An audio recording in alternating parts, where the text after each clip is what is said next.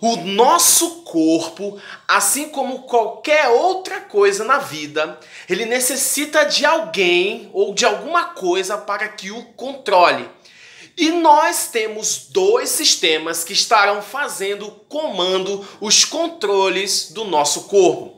Adivinha quais são os nomes deles? Sistema nervoso e endócrino.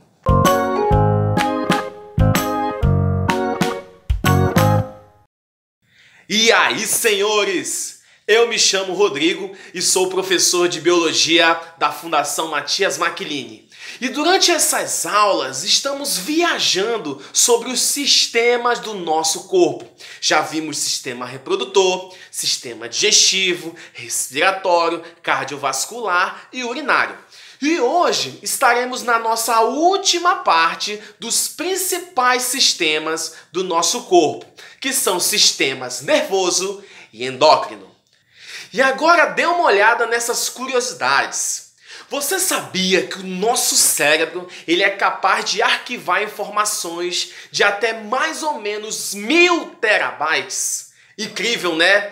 E para você que gosta de tecnologia, você sabe que 1000 terabytes é muita coisa.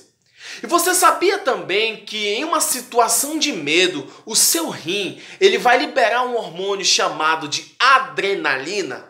E é exatamente sobre essas e mais situações que iremos ver na aula de hoje. O primeiro sistema que nós iremos conversar hoje, ele se chama sistema nervoso.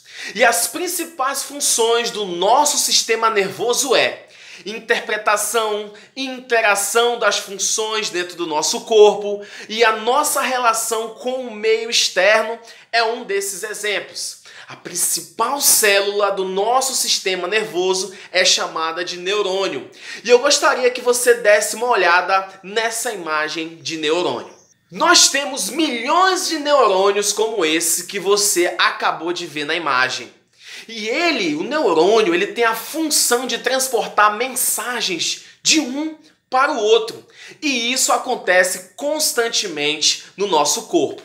Um desses exemplos é as substâncias químicas. As substâncias químicas, elas são passadas pelo meu neurônio através de uma coisa chamada de neurotransmissores. Quando esse neurotransmissor chega ao final de um neurônio, temos ali, portanto, uma pequena abertura que vai dar início a um outro neurônio.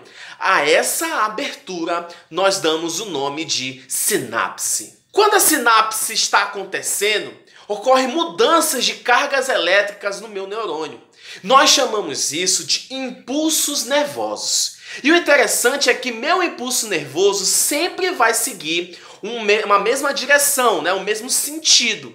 Dendritos, axônios. Sempre nessa direção. Dendritos e axônios. Bem, o nosso sistema nervoso ele está dividido em sistema nervoso central e sistema nervoso periférico. O sistema nervoso central é aquele cara que vai comandar as principais atividades do nosso corpo. E ele é composto pelo encéfalo e pela medula espinal ou espinhal. O encéfalo, ele é tudo aquilo que está dentro da sua caixa craniana. Todo mundo pensa, o encéfalo, ele é o cérebro, não é? Sim, também é, mas não é somente isso, gente. O encéfalo ele está composto por muitas coisas, como por exemplo o cérebro, com seu hemisfério direito e seu hemisfério esquerdo, o cerebelo, o hipotálamo, o bulbo, a ponte e o tálamo. Além disso, nós temos uma estrutura dentro aqui da nossa caixa craniana que protege o nosso cérebro. O nome dessa estrutura é chamada de meninge. E a meninge ela é dividida em 3 partes. A pia mater, a dura mater e a aracnoide. E elas são preenchidas por um líquido chamado de líquido cérebro-espinal.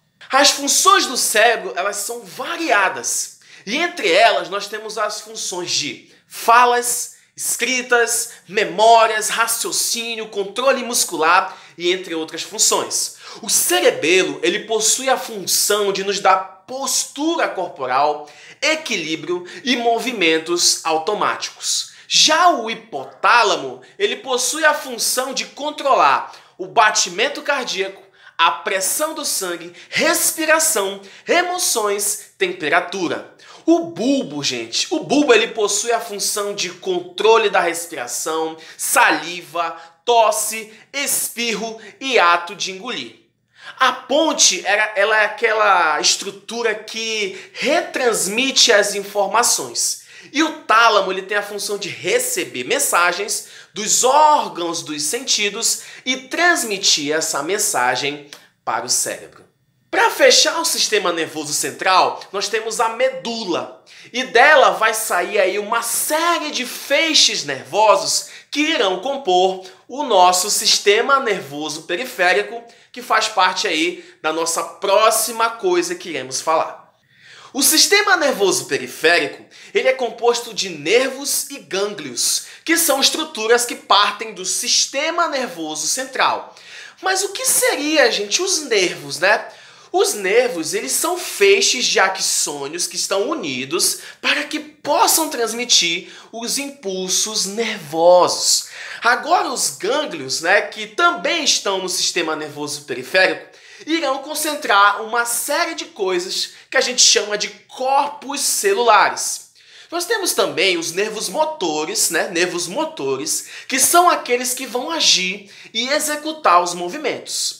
Já os nervos sensitivos são aqueles que irão captar o que vem do meio externo, levando essas informações até o meu sistema nervoso central. Gente, o legal é que a parte motora dos nossos nervos, elas também terão uma pequena divisão. E uma dessas divisões será chamada de sistema nervoso periférico somático, que é todos aqueles movimentos que a gente controla. Por exemplo, quando a gente está movendo a nossa boca, a gente está controlando esses músculos faciais. Tudo isso é feito pelo sistema nervoso periférico somático. A segunda parte, ela se chama de sistema nervoso periférico autônomo. E o autônomo, como o próprio nome já diz, é aquele que é involuntário, é aquele que nós não controlamos, né? Por exemplo, os órgãos aqui do sistema digestivo, órgãos do sistema urinário, eles não são controlados por nós, eles são autônomos, eles fazem a função ali sozinhos, né? Então, isso aí faz parte do sistema nervoso autônomo. Gente, o sistema nervoso autônomo também terá uma divisão, né? Ele é dividido em sistema nervoso periférico autônomo simpático e parasimpático. No simpático, nós temos a presença aí de um hormônio chamado de adrenalina, que atua na hora do susto, do pânico, da fuga. É ele que vai fazer a nossa pupila dilatar, o nosso coração disparar, a respiração ficar mais forte, liberação de glicose e entre outros. Esse é o nosso sistema nervoso simpático. Já o parasimpático, ele inverte a situação. Ele inibe o sistema nervoso simpático. O parasimpático faz com que a pupila ela se contraia, o coração ele volte ao normal e entre outras coisas. Então nós podemos dizer que o simpático e o parasimpático eles fazem aí movimentos antagônicos, movimentos inversos um do outro. E uma coisa importante, que no simpático nós temos a presença da adrenalina e no parasimpático nós temos a presença do hormônio chamado de acetilcolina.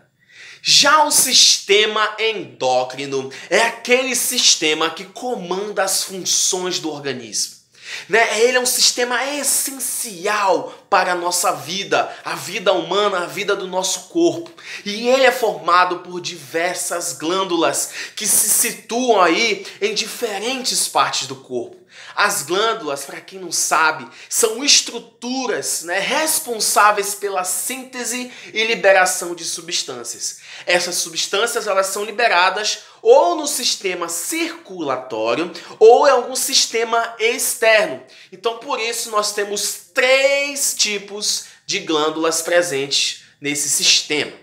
As glândulas exócrinas, elas são glândulas que jogam as suas substâncias dentro das cavidades de órgãos ou na superfície aí do nosso corpo. Como, por exemplo, nós temos as glândulas sudoríparas, que elas jogam suor na nossa parte externa do corpo, né? Já as glândulas endócrinas são aquelas que jogam as substâncias dentro da corrente sanguínea, o que a gente chama de hormônios, e que são mensageiros químicos que mexem aí com as funções do nosso corpo.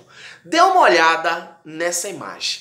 Bem, as glândulas, portanto, elas vão produzir o hormônio e esse hormônio ele vai ser jogado na corrente sanguínea que vai até o alvo que ele deseja, né? Aí um órgão-alvo mexendo nas suas funções, acelerando ou diminuindo o metabolismo. Um exemplo dessas glândulas é a glândula suprarrenal, ou também chamada de adrenal, que libera a adrenalina, hormônio que falamos do sistema nervoso periférico. Já o terceiro tipo de glândula nós chamamos de glândula mista. E como o próprio nome já diz, ela vai ter as duas funções, tanto endócrina como exócrina. E como, por exemplo, nós temos o pâncreas, um exemplo de glândula mista, né? Que vai aí jogar na nossa corrente sanguínea a insulina e o glucagon, que é um desses hormônios, né?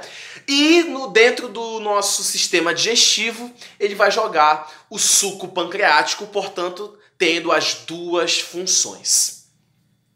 Como exemplos de glândulas do sistema nervoso endócrino, nós temos hipófise, tireoide, paratireoide, timo, suprarrenais, pâncreas e glândulas sexuais.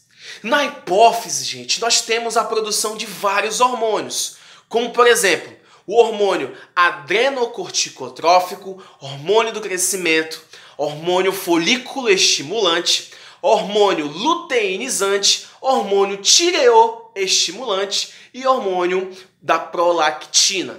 Na tireoide, nós temos a presença da calcitonina, tiroxina e triiodotironina.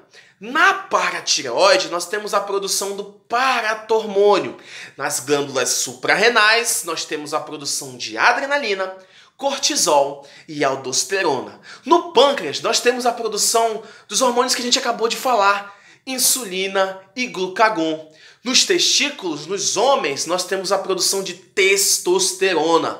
E no ovário, nas mulheres, nós temos a produção de 2 hormônios, estrógeno ou estrogênio e progesterona. Bem, vamos dar uma olhada então no que nós vimos na aula de hoje. Vimos sobre o sistema nervoso central, o sistema nervoso periférico e suas estruturas e a sua função para o nosso corpo. Vimos também sobre o sistema endócrino, suas glândulas, os seus hormônios, os hormônios que foram produzidos e a sua importância para o nosso corpo. Então, essa foi mais uma aula de biologia. A gente vai ficando por aqui e até a nossa próxima aula. Fui!